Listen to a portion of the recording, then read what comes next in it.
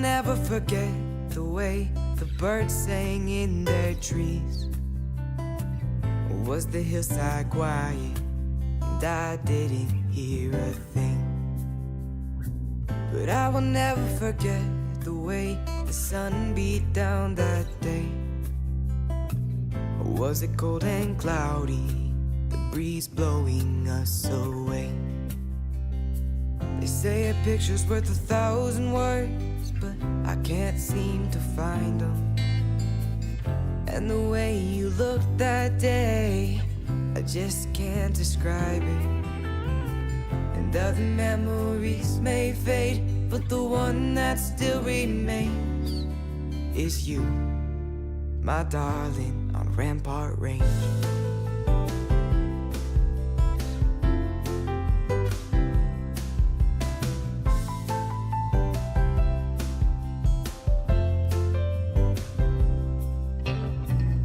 Took a drive down 25, cold breeze through your hair. My eyes should be on the road, but I just sit and stare. And I know we lost our way, but I kept you laughing, so hey, what can I say? They say a picture's worth 1,000 words, but can't seem to find them. And the way you looked that day, I just can't describe it. And other memories may fade, but the one that still remains is you, my darling, on Rampart Range.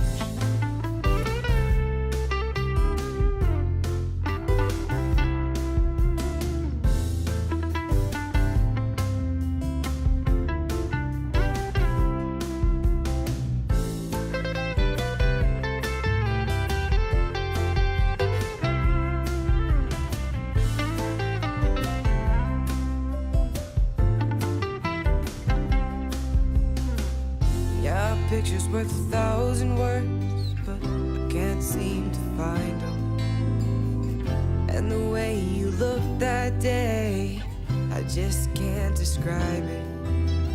And other memories may fade, but the one that will remain is you, my darling, on Rampart Range.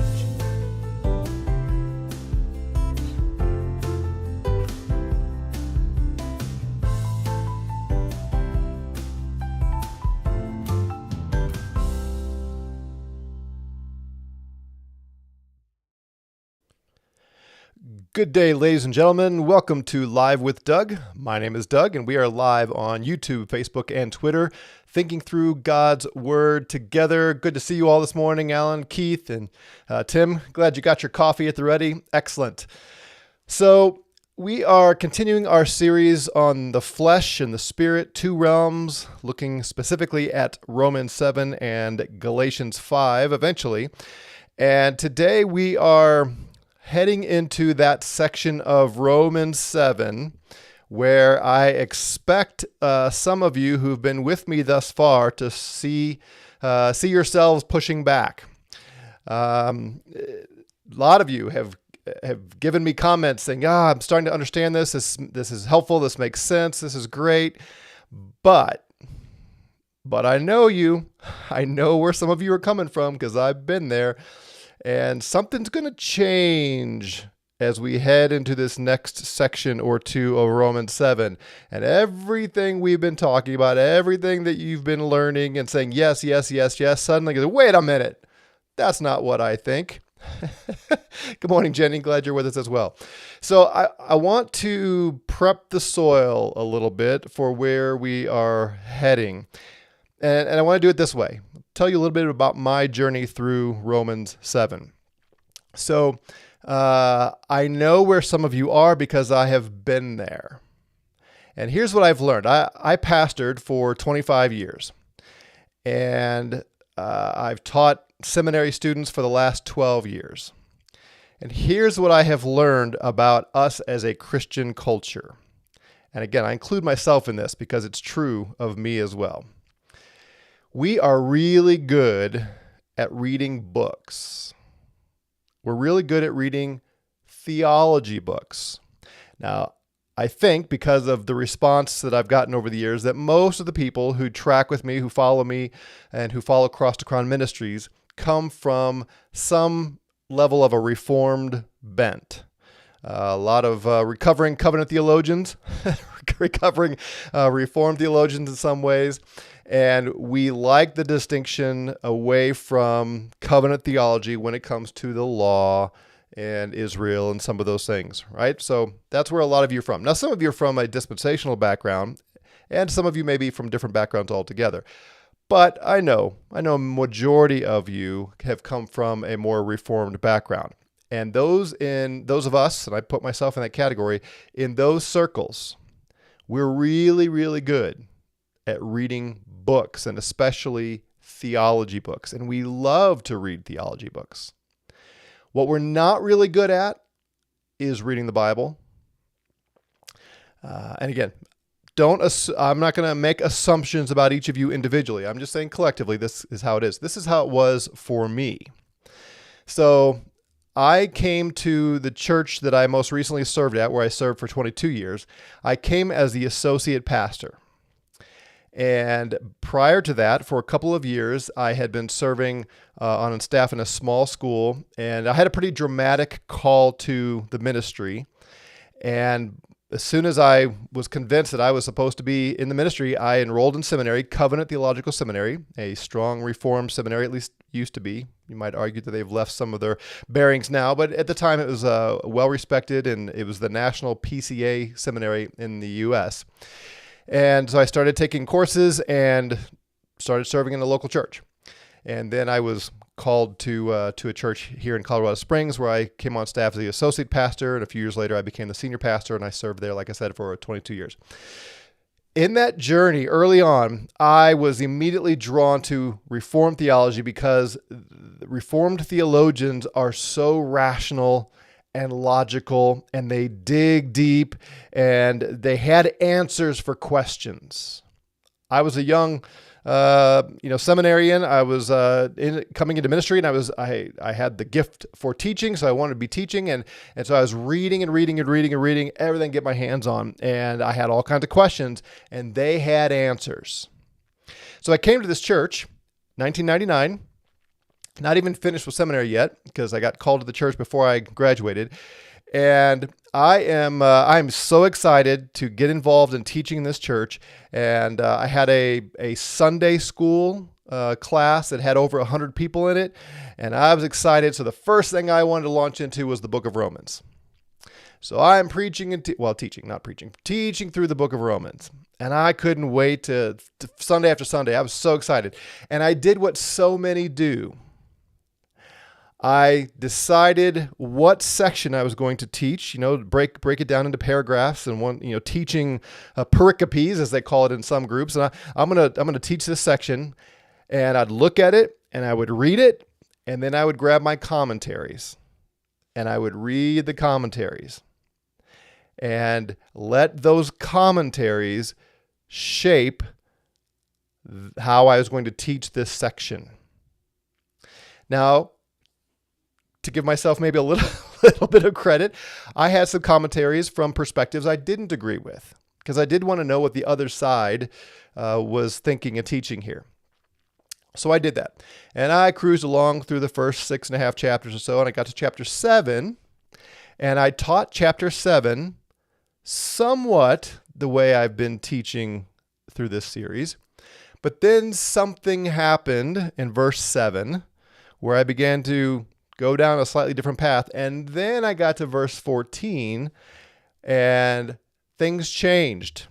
And I expect this is where some of you will also find yourself changing. So I'm cruising along, and in verse 14, which I'll put up here for you, it says, "For we know that the law is spiritual, but I am of flesh, sold into bondage to sin." Now, in most Bibles, there is a section break here. In fact, if you are looking at a hard copy Bible, or maybe even something online, I'd be curious to know, put it in the chat, if the Bible you're looking at has some kind of a heading over verse 14. What most people do is if they're teaching, if they're studying, they come to the end of 13 and say, okay, that's the end of a section. And this is especially true for preachers. They look at, verse 13 ending a section. Next Sunday, we're going to pick up in verse 14. When we do that, we tend to disassociate this new section with much of what came before. So verse 14 looks like a new section. And here's how the traditional Reformed view handles this. This is how I handle this. Now Paul is switching to describe a Christian trying to obey God. My guess is some of you, if not most of you, have looked at chapter 7, verses 14 and following that way. And what you do, and I did, that's where I was. And what I did is I allowed things that I was hearing theologically to drive my interpretation of this section. And here's how it goes. The law is spiritual. It's a good thing. I'm of flesh, sold into bondage to sin. For what I'm doing, I don't understand. I'm not practicing what I would like to do, but I'm doing the very thing I hate.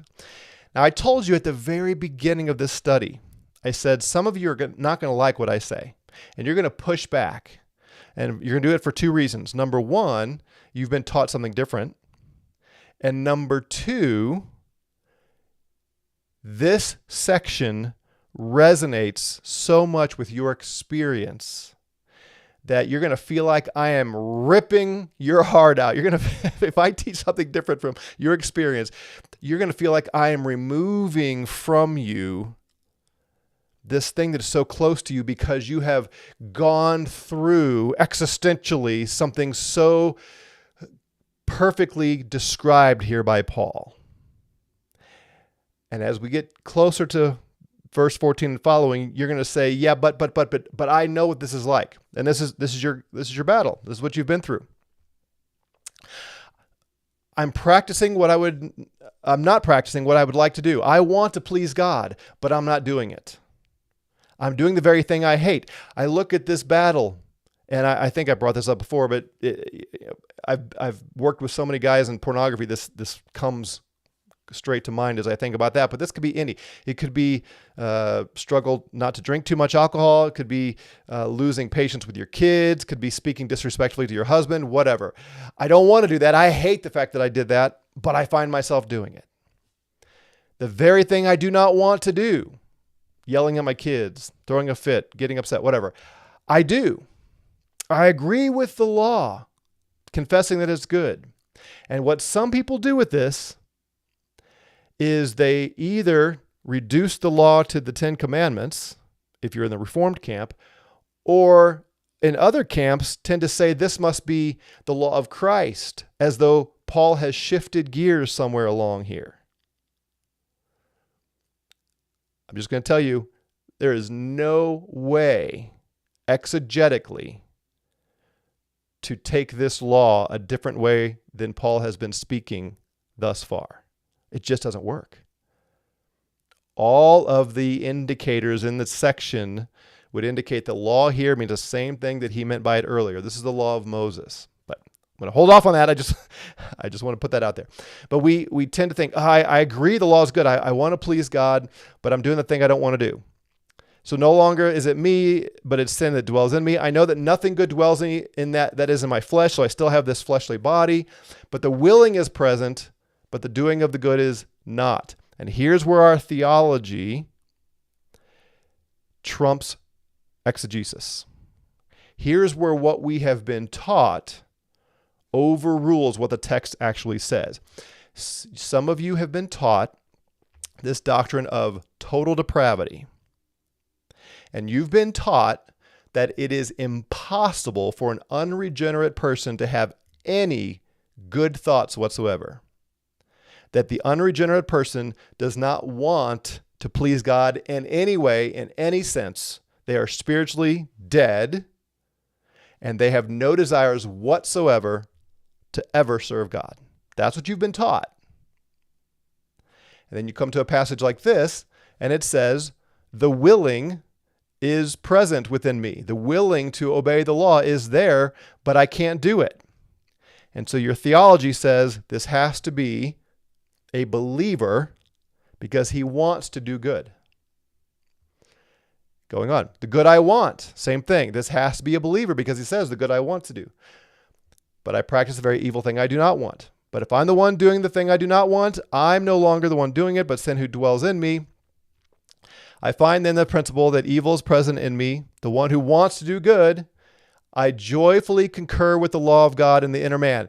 And again, your theology screams at you, this cannot be an unbeliever because an unbeliever doesn't joyfully concur with the law.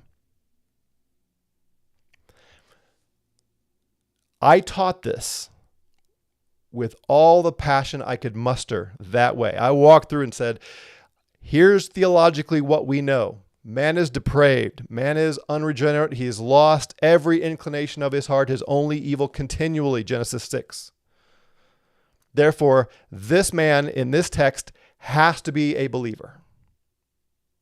And then it resonates so well with our experience because I'm guessing every one of us can go back, at least at some point in your Christian life, and say, yeah, I did some things I really hated, and I had this battle raging within me. And Paul just seems like he's explaining it so well. This has to be a believer. Because I think I was a believer when I was going through that. Paul's describing it, that has to be the case.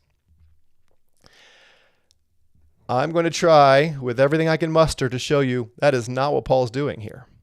The language just won't allow it. Here I have to ask you the question. Are you a better theologian than God? We must not allow the writings of men to overrule what the Scripture is teaching. I've warned you in many of these lessons. Systematic theology, where we put together our doctrines and we build them up and we commit ourselves to these doctrines. When we then bring those doctrinal categories and conclusions to a text, and we find a text that seems to push back on those doctrines, we need to be humble enough to say, wait a minute, what am I not understanding? I may not be understanding the text, or it may be that these conclusions that I'm willing to die on, these hills I'm willing to die on, maybe they're not quite right in every way. I was very humbled. So I was teaching through this back in 99, 2000, and I walked through Romans 7 here, verses 14 and following, and I made the switch to now this is Paul describing himself as a believer, and I had all the conviction I could muster, and I had all the rationale because I was reading all these theology books and commentaries, and they were giving me all the responses to the questions that come from the other side. And it was later on, the more I learned Greek. Now, I studied Greek in seminary, but when you graduate seminary, you think you know everything about Greek, but you realize now later, no, I didn't know. But I kept at it. I kept translating. And at some point, I came to translate chapters 6 and 7 from the Greek into English. And the one thing, and any of you who've ever studied a different language, you know this. One thing it does is when you translate, it forces you to really look at what is there. Right? Because you have this foreign language and you're now having to take every word and say, what part of speech is this? If it's a verb, what tense is it? What mood is it? All those kind of things. And we are forced to stick to the language as we translate. So as I walked through this in the Greek, and along the same time, I was also wrestling with what role does the law play in the Scripture? It hit me like a ton of bricks. I will never forget the exact experience of coming to grips with what Paul was saying here. And I had to go to my senior pastor. The senior pastor at the time, he had what I would now say is the correct view of Romans 7. And he allowed me to teach differently, but we debated back and forth. And I probably in my pride, I think it's true in my pride, I didn't give him a fair hearing because I was so convinced. And I had all these books that told me another way. And I remember having to walk into his office, head low, slumping, saying, Dwight, you were right about Romans 7. I was wrong. We are not very good at reading the Bible. So let me kind of prep for where we're going the next few days. When we get to verse 7, which is where we're going to pick up today, but I wanted to kind of give this as an overview. When we get to verse 7, he starts using the first person, I. And we want to interpret that as autobiographical, right? I would not have come to know sin. I would not have known sin. I was once alive apart from the law. Sin taken an opportunity, it killed me. And we read all this and we think Paul's clearly giving his personal autobiographical experience. And so we get down to verses 14 and following. He says, I am of flesh. What I am doing, I do not understand. And we think Paul has to be describing his experience. And then he switches to the present tense. Someone raised this question yesterday. Paul's using present tense. And so I am now doing this. We interpret that as though he must be talking about his present day experience. So here we have the Apostle Paul writing to the Roman church, this apostle who's going out and preaching and teaching and calling people to faith and instructing them. We have that apostle present day for him saying, I am of flesh. I am doing these things that I don't want to do. I am constantly sinning. I'm practicing. This is in the present tense here. That means ongoing. I am ongoingly practicing the very evil that I want. Paul is describing himself here as, frankly, a slave to sin. So if the common view is correct here, we have Paul, as he's writing this letter to a church in Rome, saying he is currently enslaved to sin. He's in bondage to it. He's got this battle raging that he just doesn't win. That's not what he's doing. I really don't think that's what he's doing. Paul frequently shifts into first person when he is arguing for a position. It's a rhetorical device. I do it all the time. You probably do it too. You know, it's so much easier to describe, to illustrate when you're teaching, to illustrate something in the first person to help people kind of get into it and see what it is you're describing.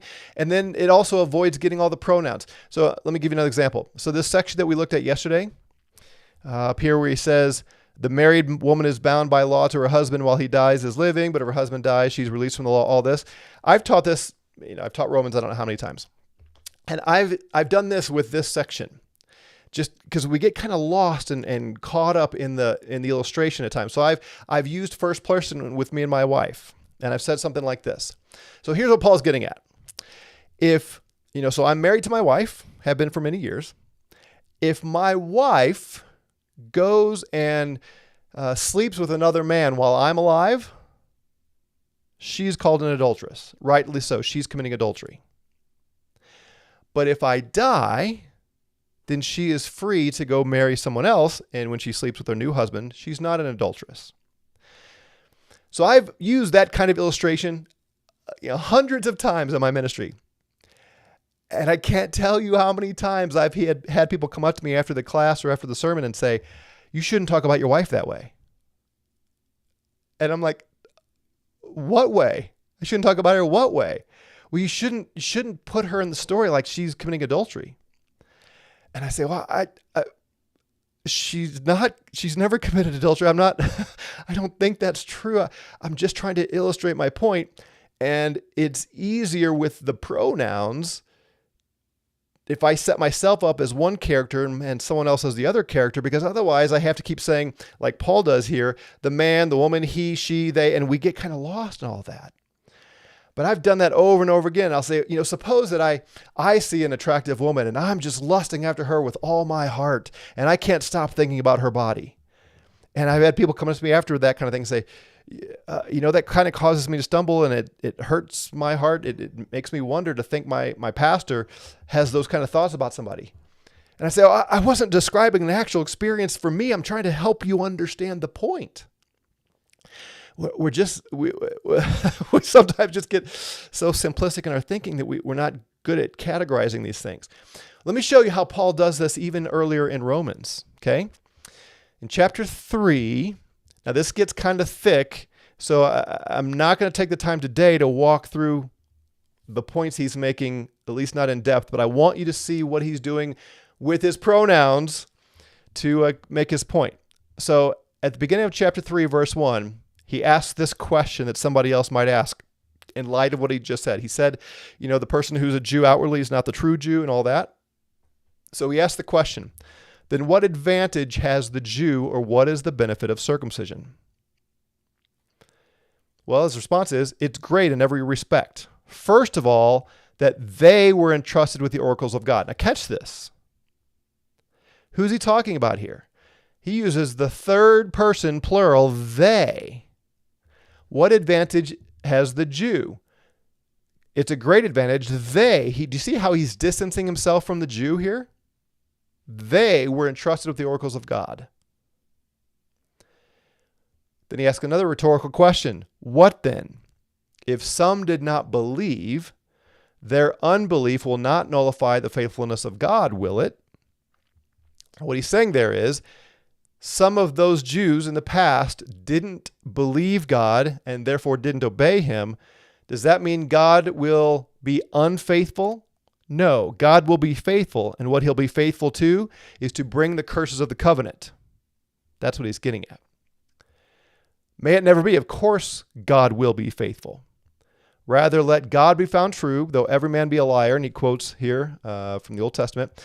But if our unrighteousness, now he's using we. So he went from they to we. If our unrighteousness, we Jews, he's including himself with the Jews now. If our unrighteousness demonstrates the righteousness of God, what shall we say? The God who inflicts wrath is not unrighteous, is he? Of course not.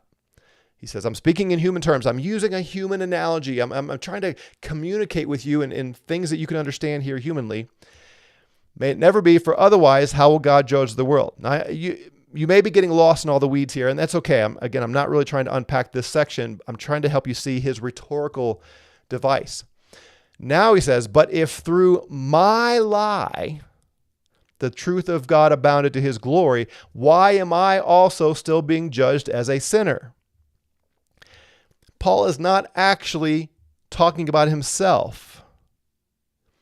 He's taking on the questioner role. He's putting himself in the first person of someone who might be asking this question. And he's saying, in light of what I just said, so if my lie causes God's glory to abound, why am I still judged as a sinner? This is kind of like what he does in chapter 6. Should we continue in sin that grace may abound? My lie, I tell a lie, and God's glory abounds through my lie, then God shouldn't call me a sinner because my sin is allowing God to manifest his glory. Now, Paul's not actually saying he is doing this, that he's a liar.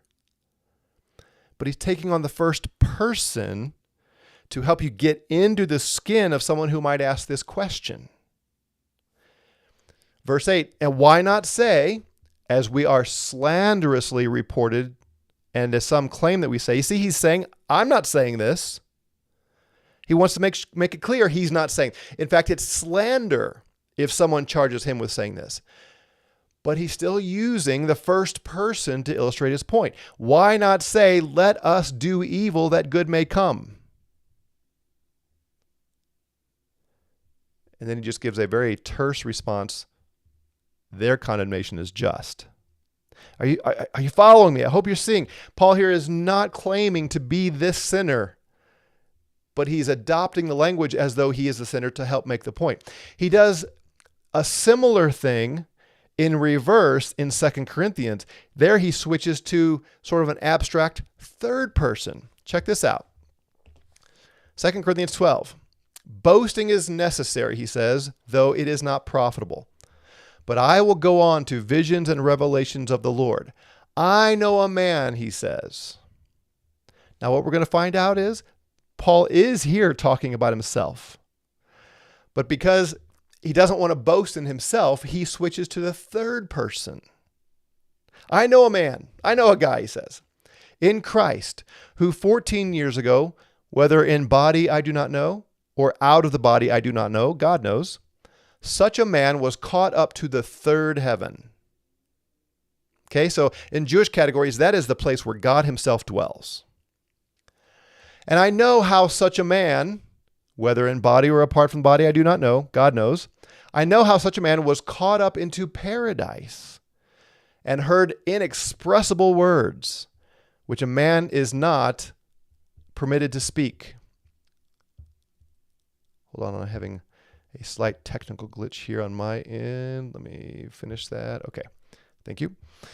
He was caught into paradise and heard inexpressible words which a man is not permitted to speak. On behalf of such a man, I will not boast. I'm not going to boast in that man. I'm sorry, I got that backwards. On behalf of such a man, I will boast. That man who was taken to the third heaven, I will boast into him. But on my own behalf, I will not boast, except in regard to my weaknesses. For if I do wish to boast, I will not be foolish, for I will be speaking the truth. For I refrain from this so that no one will credit me with more than he sees in me or hears in me. Now he's saying, look, this really is me. I'm talking about that man, but I don't want to be guilty of boasting. And now he brings it back home to himself. Because of the surpassing greatness of the revelations, for this reason, to keep me from exalting myself, there was given me a thorn in the flesh. Now we can talk about sometime what that thorn in the flesh is, or anyway. The point is, Paul here, as a rhetorical device, as a way to illustrate his point and separate from the boasting, because he says it's a fool. I don't want to be boasting. It's foolish. I know a guy, but he's really talking about himself. So the point is, when we get into Romans 7, starting in verse 7, and he goes through all this I language. I would not have come to know sin except through the law. Sin, taking opportunity, produced coveting in me. I was once alive apart from the law, and so on down to verse 14. I am of flesh. What I am doing, I do not understand. That is not to be taken autobiographically present day for Paul. It's not what he's doing. What he's doing is he is driving home the point of what it was like for a Jew under the law who tried to keep the law, and he was a slave to sin. All the way through the rest of chapter 7. Even verse 14 and 15 and 16 and 17. That is Paul, the Jew, proving the point, explaining existentially what it was like to be under the law. Remember, Paul has said, the law came in to increase sin. How did it do that? That's verses 7 through 12. Paul said the Jew in chapter 6, verse 14, the Jew under the law was a slave to sin. What did that look like? What was it? What was the experience of a Jew as a slave to sin? That's chapter 7, verses 14 through 19, maybe 20. That's how you need to read 7. So in preparation for tomorrow, I want to encourage you.